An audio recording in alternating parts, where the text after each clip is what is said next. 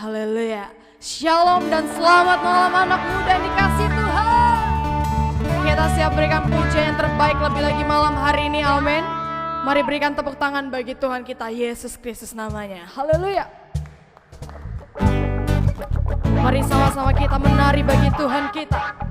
Kita naikkan syukur kita kepadanya, sebab Dia begitu baik, teramat baik. Haleluya.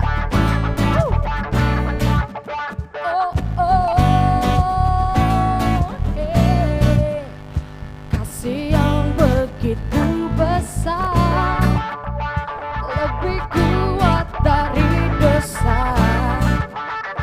Kasih yang menemukanku, selamatkan dan pulihkanku. Ku naikkan syukurku, amin. Ku naikkan syukurku, ku tak akan berhenti memuji, meninggikan namamu, selalu menari, memuliakanmu. Dibebaskan, dibangkitkan, hidup yang kau beri, dan kini hanya untukmu. Mari sama-sama berikan tepuk tangan bagi Tuhan kita. Ku naikkan syukurku, kasih yang begitu besar, lebih kuat dari dosa, amin. Kasih yang menemukanku, yes, selamatkan dan pulihkanku. Ku naikkan syukurku, ku naikkan syukurku, ku tak akan berhenti memuji, meninggikan namamu, selalu menari, memuliakanmu. Dibebaskan, dibangkitkan, hidup yang kau beri, dan kini hanya untukmu. Takkan berhenti memuji, meninggikan namamu, selalu menari, memuliakanmu. Dibebaskan, dibangkitkan, hidup yang kau beri, dan kini hanya untukmu. Hidup yang kau beri, dan kini hanya untukmu. Hidup yang kau beri, dan kini hanya untukmu. Mari beri tepuk tangan bagi Tuhan kita. Haleluya. Haleluya. Shalom teman-teman. Shalom pemuji penyembah Tuhan. Haleluya. Dimanapun kita berada saat ini, saya percaya kita tetap semangat untuk memuji menyembah Tuhan, amin. Kita sudah masuk ke pertengahan tahun 2020. Saya percaya kita semua lebih lagi berikan yang terbaik bagi Tuhan kita. Mari sama-sama malam hari ini berikan pujianmu, berikan penyembahanmu, dan berikan hidup dan waktumu yang terbaik. Kita berikan sama Tuhan kita. Mari sama-sama rendahkan hati kita. Kita tundukkan kepala kita di hadapan Tuhan. Terima kasih Yesus. Mari sebelum lebih lagi tenggelam dalam hadirat-Nya, mari mengucap syukur. Mari siapkan hatimu.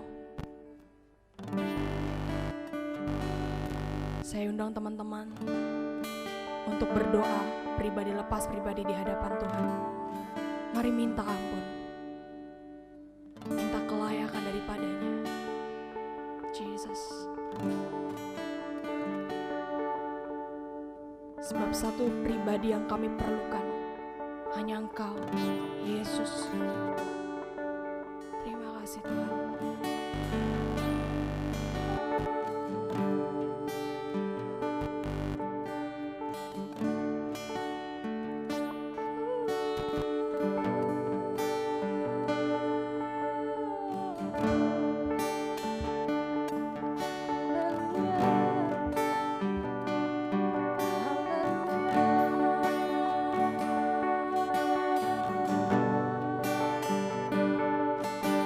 Terima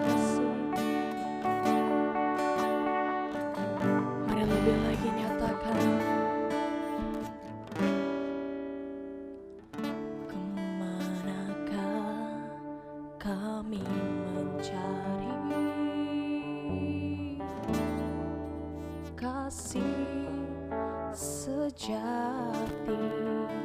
Amin.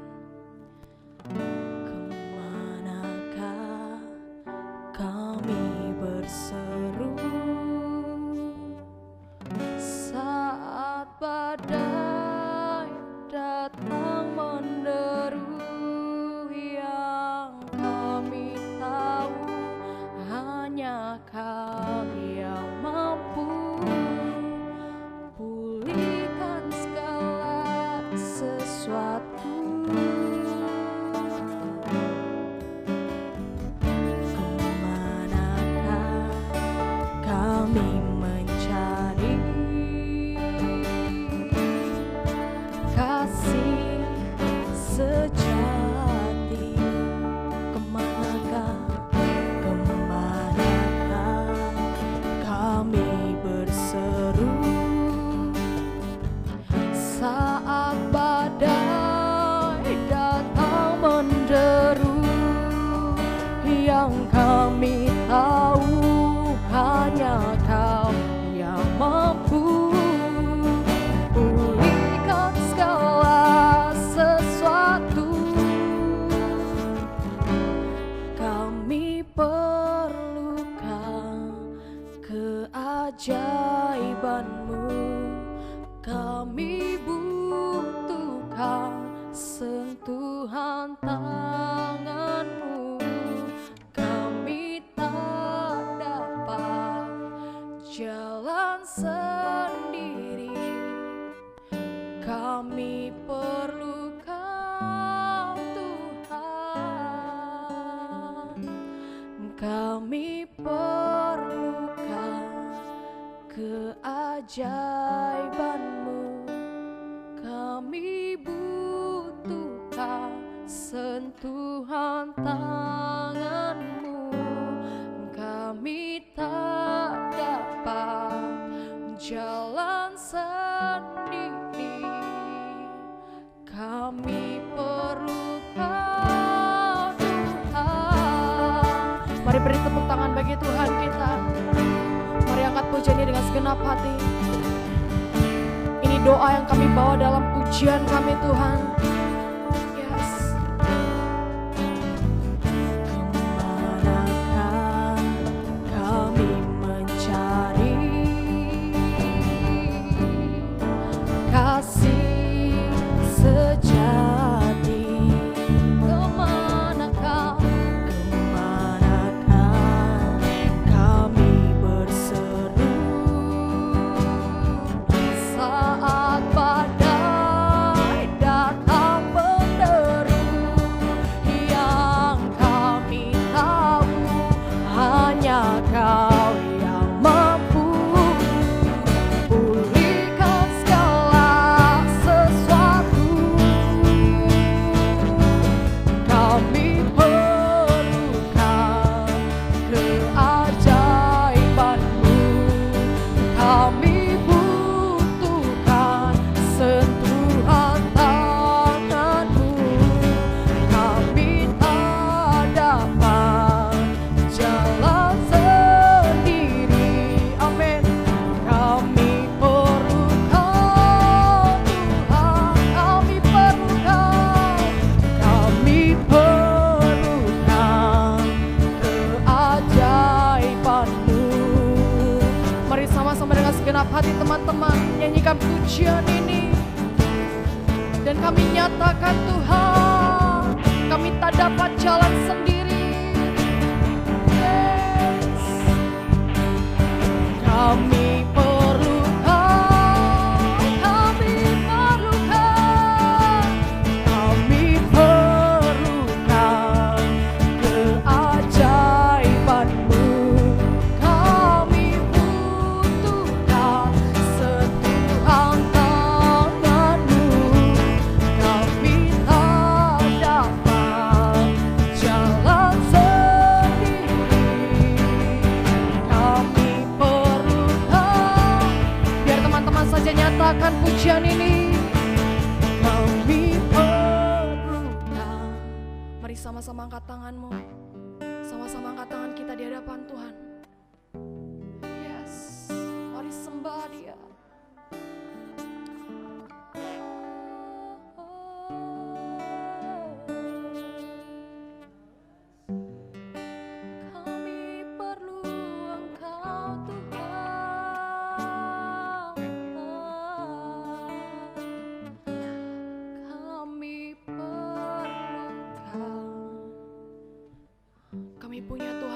ajaib. Kami butuhkan sentuhan tangan-Mu. Kami tak dapat jalan sendiri. Mari lebih lagi teman-teman. Kami perlukan Tuhan.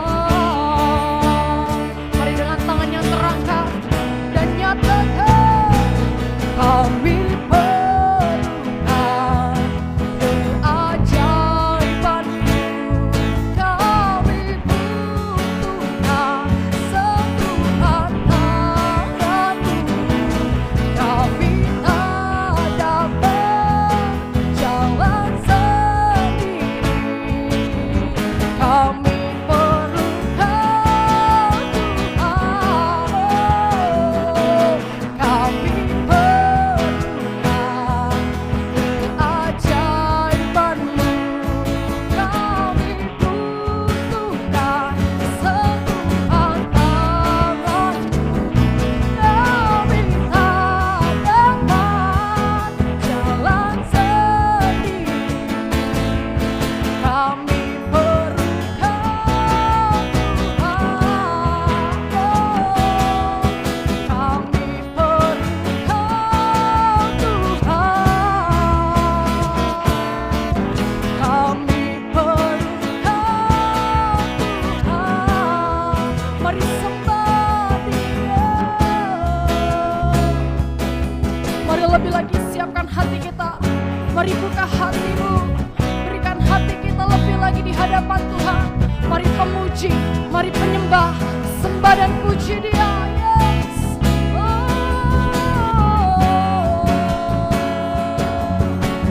Kami perlukan Engkau Tuhan. Hanya Yesus satu-satunya yang kami andalkan, yang kami harapkan.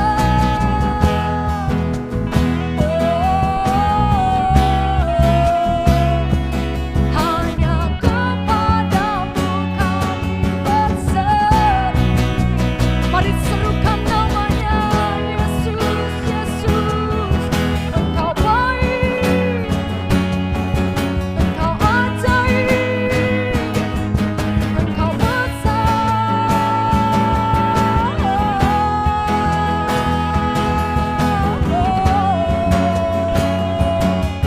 Mari puji namanya segenap bumi. Mari sembah Dia.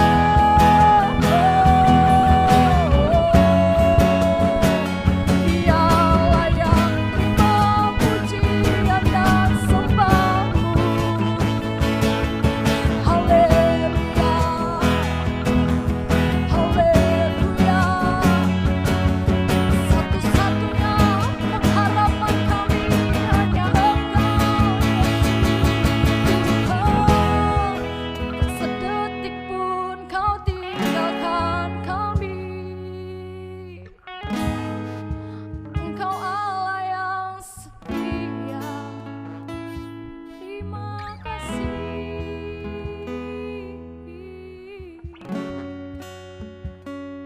Jesus, terima kasih. Mari sama-sama angkat tangan kita di depan Tuhan lebih lagi teman-teman. Dengan segenap hati. Terima kasih Tuhan. Yesus, padamu berseru, Kaulah penyelamatku. Terpujilah Kau Tuhanku. Mulutku memuji nama-Mu sepanjang umur hidupku. Terpujilah Kau Tuhanku. Yesus, padamu ku berseru, Kaulah penyelamatku. Terpujilah Kau Tuhanku. Mulutku memuji nama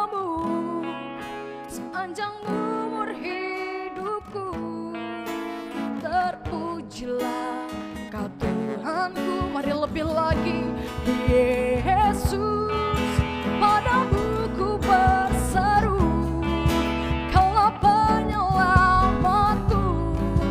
Terpujilah Kau Tuhanku. Yes, mulutku memuji namamu sepanjang umur hidupku. Terpujilah Kau Tuhanku di atas segalanya. Mari lebih lagi dengan segenap hati. Yes, Yesus, padamu ku berseru, Kaulah penyelamatku. Terpujilah Kau Tuhanku. Mulutku memuji namamu sepanjang umur hidupku. Terpujilah Kau Tuhanku. Mari lebih lagi. Yesus, padamu ku berseru, Engkau penyelamat kami Tuhan. Terpujilah Kau Tuhanku. Mulutku memuji namamu sepanjang umur hidupku. Terpujilah Kau Tuhanku di atas segalanya. Di atas segalanya.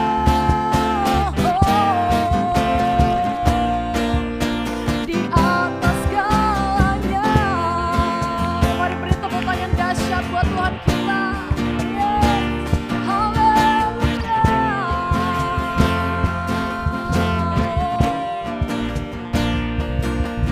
Kami percaya Tuhan, Engkau hadir, Engkau ada dimanapun kami berada saat ini.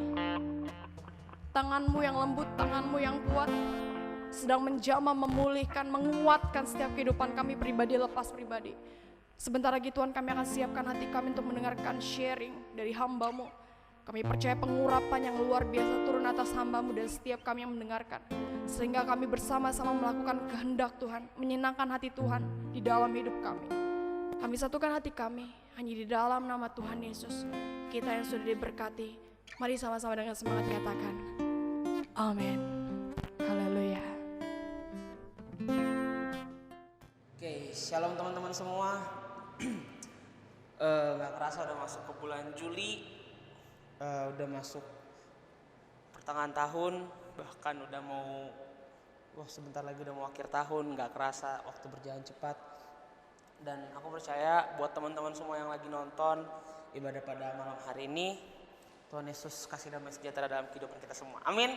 Nah, malam hari ini kita akan bahas tentang sesuatu yang esensi. Katakan esensi. Tema kita di 3 bulan ini adalah He is enough. Coba ngomong sama teman kanan kirinya, kalau kamu nonton bareng-bareng, kalau nonton sendiri coba ngomong sama dirimu, He is enough. Dia cukup. Dan malam hari ini aku akan share ke teman-teman tentang sebuah kebenaran firman Tuhan yang mungkin kita sering dengar ceritanya, kisahnya kita sering dengar, tapi mungkin ada banyak hal baru yang harus kita tahu. Dan tema kita pada malam hari ini adalah Why Jesus? Nah, why Jesus? Gini teman-teman. Kita pasti dalam hidup butuh yang namanya kecukupan. Kita butuh cukup dalam segala sesuatu. Nah, permasalahannya kadang kita nggak tahu gimana cara mencari kecukupan.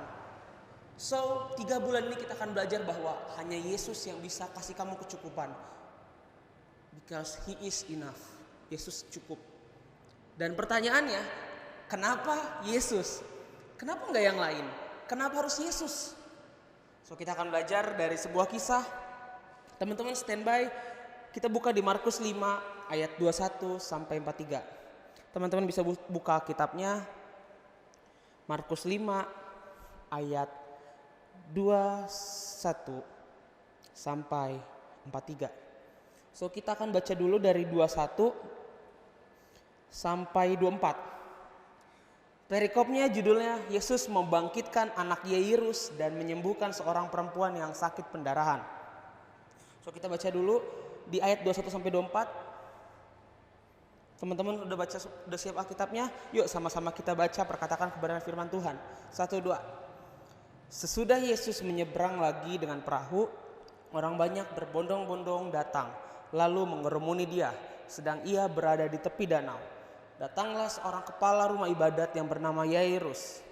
Ketika ia melihat Yesus, tersungkurlah ia di depan kakinya dan memohon dengan sangat kepadanya, "Anakku perempuan sedang sakit, hampir mati. Datanglah kiranya dan letakkanlah tanganmu atasnya, supaya ia selamat dan tetap hidup." Lalu pergilah Yesus dengan orang itu. Orang banyak berbondong-bondong mengikuti dia dan berdesak-desakan di dekatnya. Amin. So, why Jesus? Kenapa Yesus? Malam hari ini aku punya 4 poin. Yang pertama, kenapa Yesus? Karena Yesus gak pernah tolak kita. Manusia, kalau secara psikologis, manusia butuh yang namanya penerimaan. Ya gak sih teman-teman? Kita sebagai manusia, kita butuh penerimaan. Sehingga ketika kita bergaul pun, kita cenderung bergaul dengan orang yang menerima kita. Jarang banget mungkin ada orang yang mau bergaul dengan orang yang gak terima dia. Karena pada dasarnya secara psikologis, secara jiwanya manusia, kita akan nyaman dengan orang yang menerima kita. So that's why kenapa penerimaan itu penting. Kenapa penerimaan itu penting? Karena dalam penerimaan ada rasa berharga, rasa dianggap. Dan gini, di era-era seperti ini, 2 hal ini yang lagi diserang oleh iblis mati-matian. Perasaan berhargamu dan perasaan diterimamu. Banyak dari kita yang gini, yang jatuh dalam dosa karena awalnya kita berpikir gak ada orang yang mau terima kita. Kita berpikir gak ada orang yang mau deketin kita. Kita berpikir gak ada orang yang mau menerima kita padanya. So karena itu kita jatuh ke hal lain yang bisa menerima kita, bagi kita. Dan gini, aku mau dasari kenapa Yesus cukup untuk kita. Karena Yesus gak pernah tolak kita. Kita baca bareng-bareng di ayatnya yang ke-21. Sesudah Yesus menyeberang lagi dengan perahu, orang banyak berbondong-bondong datang lalu mengerumuni dia, sedang ia berada di tepi danau.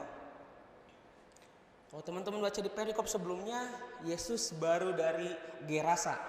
Nah, buat teman-teman yang gak tahu Gerasa itu tempat di mana Yesus memindahkan legion atau 6.000 iblis ke dalam babi. Dan Yesus ditolak di Gerasa. Catat baik-baik, Yesus ditolak di Gerasa. Tapi apa yang Yesus lakukan? Dia gak berhenti melayani. Dia gak berhenti melayani orang. Dia gak berhenti karena orang nolak dia. Dia tetap lanjut. Dia tetap move on. Dia tetap berjuang untuk nyelamatin orang. Dan catat baik-baik, ketika ada orang datang, Yesus gak tolak dia. Padahal dia baru ditolak. Tapi Yesus gak pernah tolak setiap orang yang datang kepadanya. Bahkan sampai gini, sampai Yairus datang, Yesus pun enggak nolak. Mungkin hari-hari ini kita lagi merasa sendirian, merasa tertolak, merasa enggak punya teman, merasa banyak hal yang enggak mendukung kita. Banyak orang yang gak support sama kita. Tapi aku mau kasih tahu satu hal. Cuman Yesus yang bisa mencukupkan rasa sakit hatimu. Cuman Yesus yang bisa mencukupkan rasa kesepianmu. Kalau kamu ngerasa sakit, kamu ngerasa kesepian, kamu ngerasa gak dianggap, cuman Yesus yang bisa menuhi rasa itu. Kenapa? Karena Yesus gak pernah tolak kamu. Yesus gak pernah tolak aku. Yesus gak pernah tolak kamu. Yesus gak pernah tolak kita. So kenapa Yesus lebih dari cukup? Karena Yesus gak pernah tolak kita. So He is enough. Katakan He is enough. Nah yang kedua, kenapa Yesus cukup? Yang kedua, kita baca ayatnya di ayat 25 sampai ke 34. Adalah di situ seorang perempuan yang sudah 12 tahun lamanya menderita pendarahan. Ia telah berulang-ulang diobati oleh berbagai tabib sehingga telah dihabiskannya semua yang ada padanya. Namun sama sekali tidak ada faedahnya, malah sebaliknya keadaannya makin memburuk. Dia sudah mendengar berita-berita tentang Yesus, maka di tengah-tengah orang banyak itu ia mendekati Yesus dari belakang dan menjamah jubahnya. Sebab katanya, asal kujamah saja jubahnya, aku akan sembuh. Seketika itu juga berhentilah pendarahannya, dan ia merasa bahwa badannya sudah sembuh dari penyakitnya. Pada ketika itu, Yesus mengetahui bahwa ada tenaga yang keluar dari dirinya, lalu ia berpaling di tengah orang banyak dan bertanya, "Siapakah yang menjamah jubahku?" Murid-muridnya menjawab, "Engkau melihat bagaimana orang-orang ini mendesak-desakan dekatmu, dan engkau bertanya siapa yang menjamah aku?" Lalu ia memandang sekelilingnya untuk melihat siapa yang telah melakukan hal itu. Perempuan itu yang menjadi takut dan gemetar ketika mengetahui apa yang telah terjadi atas dirinya, tampil dan tersungkur di depan Yesus dan dengan tulus memberitahukan segala sesuatu kepadanya. Maka katanya kepada perempuan itu, "Hai anakku, imanmu telah menyelamatkan engkau. Pergilah dengan selamat dan sembuhlah dari penyakitmu." Yang kedua, kenapa Yesus cukup? Kenapa Yesus? Karena Yesus sanggup menyembuhkan. Catat baik-baik, Yesus memiliki perjalanan pelayanan yang cukup panjang, cukup panjang di dunia, 3 tahun. Dan 3 tahun dia nggak ngendep. Tuhan Yesus keliling Israel dan sekitarnya. Tuhan Yesus menyembuhkan banyak orang, bahkan Yohanes berkata bahwa untuk menulis segala hal yang Yesus lakukan nggak cukup dengan buku-buku yang ada di dunia. Itu untuk menggambarkan betapa banyak hal-hal keren yang Yesus lakukan. Nah, dari banyaknya kisah yang keren, kenapa ada kisah ini nyempil? Dia nggak berdiri sendiri. Kisah ini di dalam satu cerita. Kenapa? Dan gini, catat baik-baik teman-teman. Kalau teman-teman lihat di Alkitab, kisah ini nggak cuma ada di Markus, tapi dia juga ada di Lukas dan ada di Matius. Berarti kisah ini penting banget, sampai 3 dari 4 Injil tuh nyatet. Nah, yang jadi pertanyaan, kenapa harus ada kisah ini? Coba teman-teman pernah mikir gak sih, kenapa kisah ini harus disertain dalam kisahnya Yairus? Kenapa harus ada wanita yang pendarahan ini? Aku pun bertanya-tanya, sampai pada akhirnya aku merenungkan dan aku dapat sesuatu gini, teman-teman. Kenapa Roh Kudus lebih memilih kisah ini untuk ada di Alkitab dibanding banyak kisah Yesus yang lain? Karena mungkin teman-teman melihat ini cuma simple, wanita yang sakit pendarahan nyentuh jubah Yesus sembuh. Tapi kalau teman-teman tahu, Roh Kudus pengen ngajarin sesuatu ke teman-teman, bahwa Yesus bukan hanya bisa nyembuhin fisik, dia bisa nyembuhin jiwamu, dia bisa nyembuhin rohmu dalam satu waktu sekejap, sembuh. Mungkin yang kita tahu selama ini, Yesus cuma sekedar menyembuhkan fisik kita. Ketika kita sakit, kita berdoa dan sembuh. Tapi catat baik-baik, Yesus pun bisa menyembuhkan jiwamu, Yesus pun bisa menyembuhkan rohmu, dan Yesus bisa menyembuhkan ketiga-tiganya secara langsung. Dia nggak kayak dokter-dokter yang butuh bertahap-tahap, yang butuh pertemuan pertama, pertemuan kedua, enggak.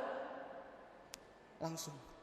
Kenapa? Karena gini, kalau teman-teman perhatiin kisah wanita yang pendarahan, kalau teman-teman baca Alkitab, teman-teman pasti tahu bahwa orang yang sakit pendarahan ini di bangsa Israel itu dicap najis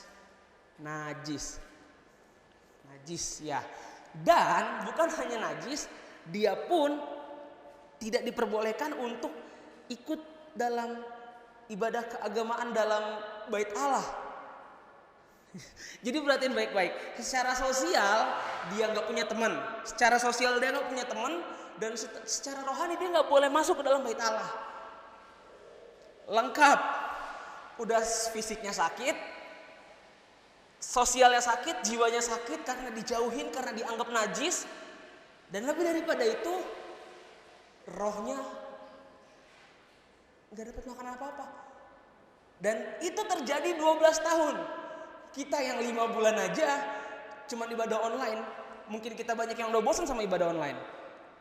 Dan kita kangen sama gereja, kita kangen datang ke gereja, kita kangen nyembah Tuhan di gereja, kita kangen ketemu teman-teman kita kangen sharing di gereja. Ini 12 tahun. 12 tahun itu dari SD sampai SMA lulus. Itu gak pernah ke gereja, gak pernah datang ke bait Allah. Dan Yesus cuma mau ngajarin gini. Aku pribadi yang bukan hanya bisa nyembuhin fisikmu, aku bisa sembuhin jiwamu, aku bisa sembuhin rohmu. Mungkin hari-hari ini teman-teman merasa bahwa aku lagi lemah, aku lagi sakit, jiwaku sakit, aku sakit hati sama dia, aku kepahitan sama dia, aku nggak bisa maafin orang tuaku, aku nggak bisa maafin temanku, dan kita sakit. Atau mungkin roh kita sakit, kita nggak pernah nyembah Tuhan karena kita kecewa sama Tuhan, karena Tuhan nggak memenuhi apa yang kita inginkan. Kita kecewa sama Tuhan karena Tuhan enggak mengerti keadaan kita. Kita sakit. Tapi aku mau ngomong sama teman-teman, malam hari ini Yesus mampu sembuhkan kamu. So, why Jesus? Kenapa harus Yesus? Karena Yesus mampu menyembuhkanmu. Dan catat baik-baik, kesembuhan yang Yesus lakukan enggak di dalam gereja. Catat baik-baik. Mungkin kita sering berpikir bahwa semua kesembuhan, segala damai sejahtera kita cuma bisa dapat di gereja. Pokoknya kalau mau kesembuhan rohani ke gereja, kesembuhan fisik ke gereja, kesembuhan jiwa ke gereja. Guys, Yesus enggak hanya ada di gereja. Yesus ada di rumahmu, Yesus ada di rumahku, Yesus ada di rumah kita, Yesus ada ketika kita lagi mengendarai motor, ketika kita lagi mengendarai mobil, bahkan ketika kita mungkin lagi kerja, sekolah, belajar, Yesus ada. So jangan pernah batasi diri kita untuk gini, untuk membatasi udah Yesus cuma sekedar di gereja. Enggak, Yesus lebih dari itu. Yesus bisa sembuhin kamu bahkan ketika kamu lagi diem, lagi bengong. Kenapa? Kenapa aku bisa tahu? Karena aku pernah ngalamin itu, teman-teman. Yesus jamah aku di mana aja, nggak harus di gereja. Dan Yesus yang sama juga akan jamah kamu, yang akan sembuhin sakitmu, baik itu secara fisik, jiwa atau roh. So kenapa Yesus? Karena Ia sanggup menyembuhkanmu. He is enough. Dia cukup untuk menyembuhkanmu. Amin. Dan catat baik-baik, kenapa? Gini, apa yang kita butuhkan untuk kita bisa terima kesembuhan itu? Hanya satu cara, hampiri dia. Wanita itu gak akan pernah sembuh tanpa dia punya iman untuk menghampiri Yesus. So gini, yang Tuhan mau kita hampiri dia, datang sama dia lebih dulu daripada apapun. Kadang kita berpikir gini, ketika kita hancur, ketika kita jatuh, kita berpikir, oke, teman gue bisa nyembuhin gue, oke, game gue bisa nyembuhin gue, oke, kakak gue bisa nyembuhin gue, adik gue bisa nyembuhin gue, oke, teman-teman tongkrongan gue bisa nyembuhin gue, mungkin rokok bisa nyembuhin gue, mungkin video yang gak benar bisa nyembuhin gue. Tapi satu hal yang harus teman-teman tahu, mungkin kamu sembuh, tapi kamu gak pernah sembuh secara permanen. Karena kesembuhan yang sejati cuma ada di dalam Yesus. Amin. So hampiri dia, datangi dia. Bangun mesbah, berdoa, baca Alkitab, ambil waktu pribadi sama Tuhan. Sehingga apapun yang teman-teman rasain, hancur hatimu, sakitmu, Dia cukup untuk menyembuhkanmu. He is enough. So, yang ketiga, kenapa Yesus? Karena Yesus bukan hanya sanggup menyembuhkan, tapi ia sanggup membangkitkan. Kita baca ayatnya di 35 sampai 43. Aku akan baca untuk teman-teman. Ketika Yesus masih berbicara, datanglah orang dari keluarga kepala rumah ibadat itu dan berkata, "Anakmu sudah mati, apa perlunya lagi engkau menyusah-nyusahkan guru?" Tetapi Yesus tidak menghiraukan perkataan mereka dan berkata kepada kepala rumah ibadat, "Jangan takut, percaya saja." Lalu Yesus tidak memperbolehkan seorang pun ikut serta kecuali Petrus, Yakobus dan Yohanes, saudara Yakobus. Mereka tiba di rumah kepala rumah ibadat, dan di sana dilihatnya orang-orang ribut, menangis dan meratap dengan suara nyaring. Sesudah ia masuk, ia berkata kepada orang-orang itu, "Mengapa kamu ribut dan menangis? Anak ini tidak mati, tetapi tidur." Tetapi mereka menertawakan Yesus. Maka diusirnya semua orang itu. Lalu dibawanya ayah dan ibu anak itu dan mereka yang bersama-sama dengan dia masuk ke kamar anak itu. Lalu dipegangnya tangan anak itu, katanya, "Talita kum," yang artinya, "Hai anak, aku berkata kepadamu, bangunlah." Seketika itu juga anak itu bangkit berdiri dan berjalan, sebab umurnya sudah 12 tahun. Semua orang yang hadir sangat takjub. Dengan sangat ia berpesan kepada mereka supaya jangan seorang pun mengetahui hal itu. Lalu ia menyuruh mereka memberi anak itu makan. Dia bukan hanya sanggup menyembuhkan, dia sanggup membangkitkan. Catat baik-baik. Ia bahkan sanggup membangkitkan, bahkan ketika banyak orang yang gak percaya. Aku mau ngomong sama teman-teman, mungkin saat ini hatimu hancur. Bahkan mungkin kamu mengalami mati secara jiwa. Mungkin kamu mati, perasaanmu mati dengan orang tuamu, perasaanmu mati dengan lingkunganmu, bahkan perasaanmu mati dengan dirimu sendiri. Kamu gak punya harapan, kamu merasa, ya udah gue gak punya apa-apa. Bahkan mungkin rohmu mati karena kamu terlalu pahit dan terlalu kecewa sama Tuhan. Tapi hari ini dengar kebenaran firman Tuhan bahwa Dia sanggup membangkitkan yang mati. Bahkan ketika kamu pun gak percaya, mungkin kamu masih ragu, apa bisa Tuhan bangkitkan? Ia sanggup membangkitkan. Dan catat baik-baik bahwa di ayat ke-36 Yesus bilang, "Jangan takut, percaya saja." Dalam keadaan seperti ini yang kita butuhin teman-teman. Jangan takut, percaya saja. Percaya saja kepada janji Tuhan bahwa Tuhan sanggup membangkitkan teman-teman. Amin. Dan gini teman-teman, gimana caranya Yesus membangkitkan anak ini? Kita kan kita juga harus tahu gimana sih caranya Tuhan membangkitkan. Simple, Tuhan cuma ngomong talita kum, yang artinya, "Hai anak, bangunlah." Apa artinya? Teman-teman harus tahu bahwa yang bisa membangkitkan kamu dari kematian cuma kebenaran firman Tuhan. Hanya firman Tuhan yang bisa bangkitin kamu. Perkataan motivator gak akan pernah bisa bangkitin kamu dari kematian. Temanmu gak akan pernah bisa bangkitin kamu dari kematian. Bahkan pacarmu yang selama ini kamu puja-puja, yang selama ini kamu pertahankan, dia gak bisa selamatin kamu, dia gak bisa bangkitin kamu dari kematianmu. Gak bisa. Bahkan mungkin temanmu, lingkunganmu yang selama ini kamu genggam baik-baik, yang kamu jaga karena kamu sayang banget sama lingkunganmu, karena kamu sayang banget sama teman-temanmu, mereka pun gak bisa bangkitin kamu dari kematian. Kenapa mereka gak bisa? Simple. Karena mereka belum pernah menang atas maut. Hanya satu pribadi yang menang atas maut. He is Jesus. So, Yesus cukup bagi kita. Apalagi Yesus sangat cukup bagi kita. Amin.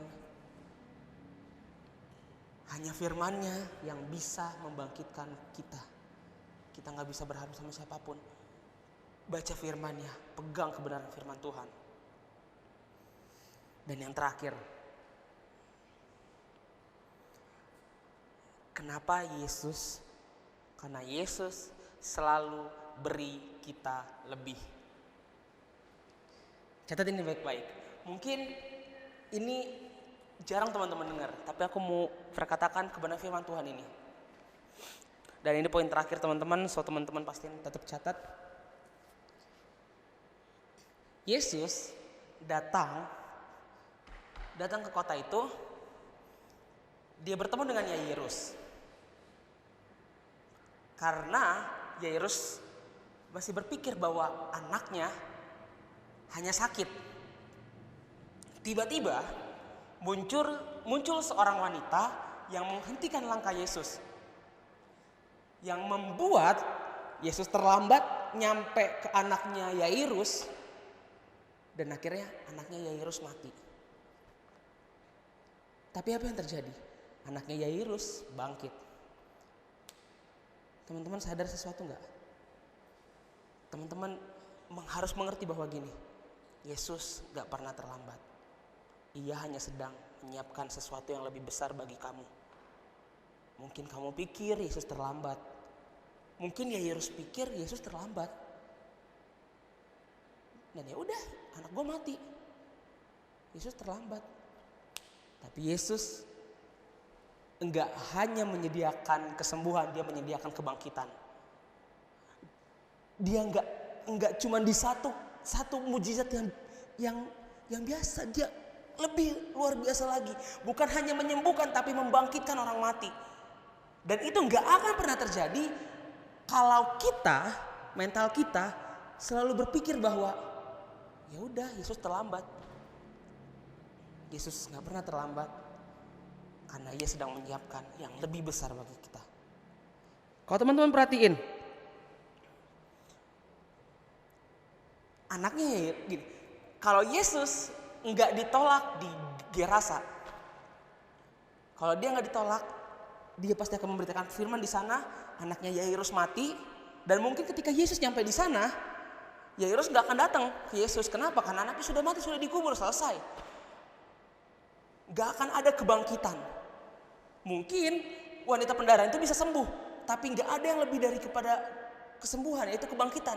Enggak akan ada kebangkitan tanpa hal-hal yang mungkin enggak sesuai dengan ordernya kita, yang enggak sesuai dengan maunya kita.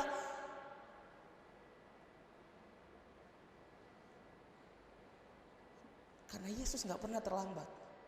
Enggak pernah sedikit pun terlambat. Wanita yang sakit pendarahan, dia menunggu 12 tahun.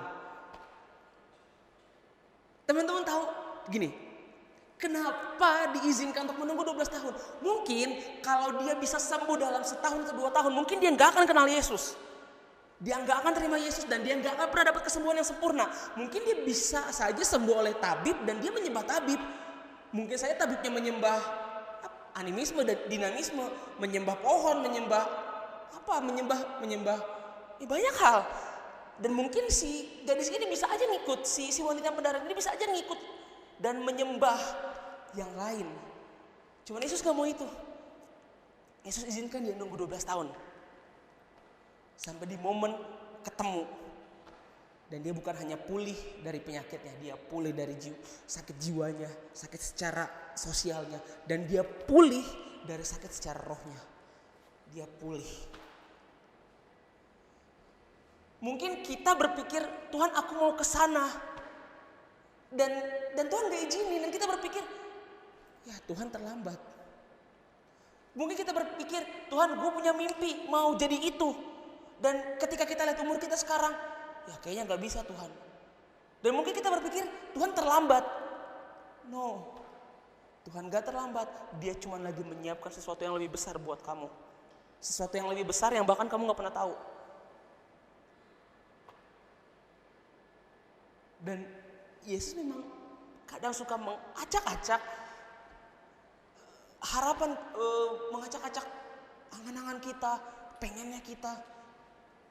Bukan gini, bukan supaya, karena Yesus pengen, bukan harapanmu yang jadi, tapi harapanku, mimpiku kepadamu, itu yang harus tergenapi. So gini teman-teman, Yesus tidak menghancurkan harapan kita, tapi Yesus memperbaharui harapan kita. Dia baharui dengan harapannya. Karena Yesus gak pernah terlambat.